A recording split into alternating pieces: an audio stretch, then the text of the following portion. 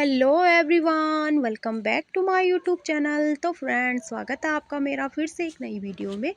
तो फ्रेंड्स, आज की वीडियो में मैं सिखाने वाली हूँ आपको अंडर आर्म्स में वैक्सिंग कैसे करते हैं।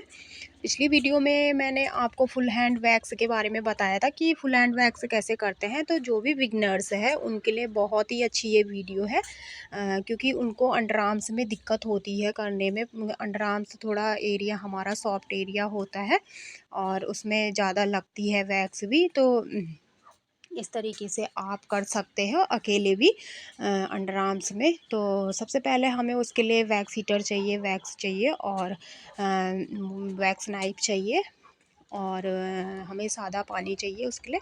तो हमने ये वैक्स हीटर में पहले से हमारी वैक्स पड़ी हुई थी, स्किन साइन की मिल्क वैक्स से मैं यहाँ पे अंडर आर्म्स करने वाली हूँ। तो थोड़ी सी हमने इसमें और ऐड की और इसके बाद हम इसे ऑन कर देंगे हीटर को। तो इससे हमारी वैक्स जब तक हमारी गुनगुनी वैक्स होती है उसके बाद हम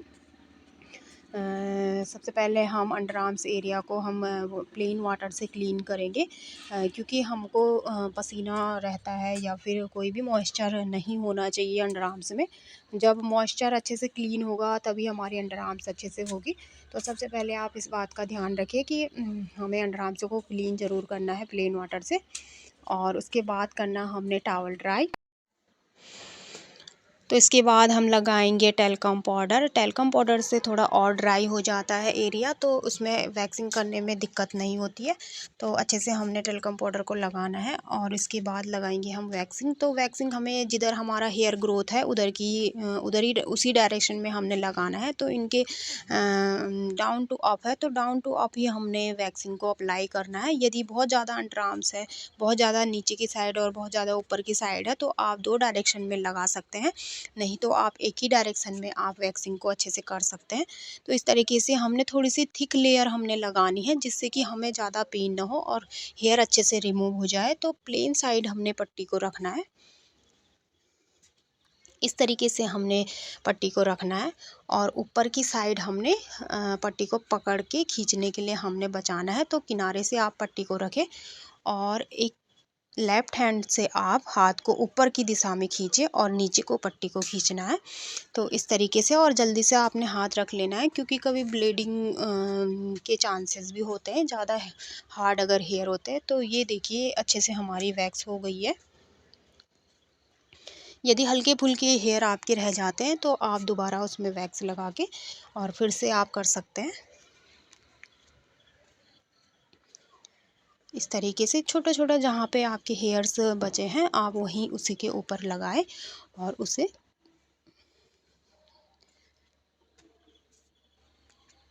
इस तरीके से देखिए हमारी अंडर आर्म से एकदम क्लीन हो गई है। तो इस तरीके से आप बड़े आराम से आप वैक्सिंग कर सकते हैं अंडर आर्म्स में। अंडर आर्म्स में वैक्सिंग करने का ये फ़ायदा है कि ग्रोथ भी कम हो जाती है और एरिया भी ब्लैक नहीं पड़ता। तो इस तरीके से हमने प्लेन वाटर से क्लीन कर लिया है और अब दूसरे साइड हम करते हैं। तो दूसरे साइड भी हमने पहले वाटर से क्लीन करना है, अच्छे से टॉवल ड्राई करना है और उसके बाद हमने फिर से हमने टेल्कम पाउडर लगाना है अच्छे से। तो कोई भी चीज़ें आप स्किप ना करें, नहीं तो आपकी वैक्सिंग में बहुत दिक्कत आ जाती है, अच्छे से हेयर रिमूव नहीं होते हैं। तो टेल्कम पाउडर आप ज़रूर लगाएं ताकि मॉइस्चर अच्छे से हट जाए। और इसमें भी सारे हेयर्स ऊपर की साइड थे तो मैं ऊपर की साइड ही वैक्सिंग को अप्लाई कर रही हूँ।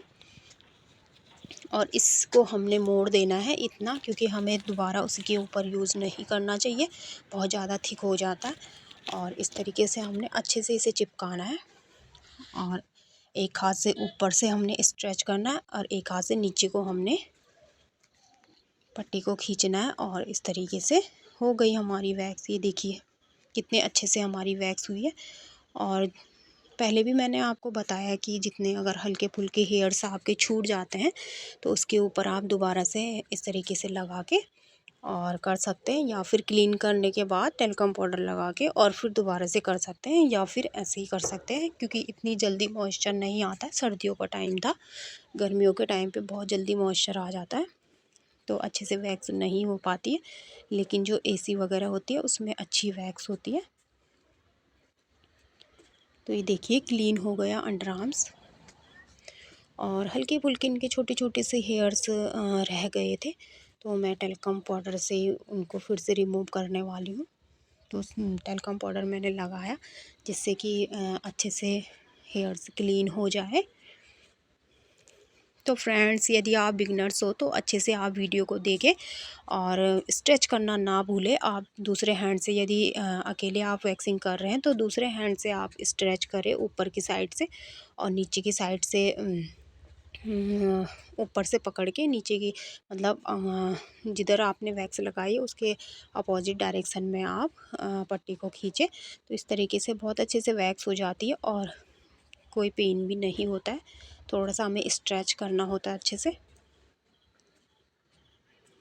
यदि आप प्रॉपर वैक्सिंग कराते रहते हैं तो उससे हेयर ग्रोथ जो है वो भी कम हो जाती है और ब्लैक भी नहीं पड़ता है अंडर आर्म्स। तो इस तरीके से मैं आपको रिकमेंड करूँगी कि आप हमेशा वैक्सिंग ही कराएं और उसके बाद हमें प्लेन वाटर से क्लीन करना है। तो थोड़ी सी जो जलन रहती है वो थोड़ा ठंडे पानी से थोड़ा क्लीन अच्छा सा फील होता है। और इसके बाद जो भी जलन हो रही हो तो या नहीं हो रही हो तो आप उसमें मॉइस्चराइज़र कोई भी क्रीम आप अप्लाई कर सकते हो। तो हल्की सी मसाज आप करोगे।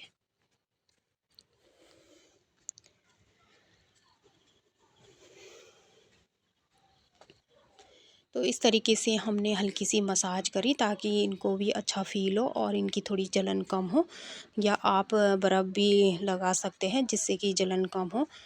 तो फ्रेंड्स, ये आपको ये वीडियो कैसी लगी? आई होप कि आपको अंडर आर्म्स करने अच्छे से आ जाए। और यदि आप बिगनर्स हो और मेरे चैनल पे नए हो तो प्लीज़ मेरे चैनल को सब्सक्राइब करें और मेरी वीडियो को लाइक करें, शेयर करें, कमेंट करें। Thank you for watching, bye bye. तो मेरी वैक्सिंग पूरी हो गई।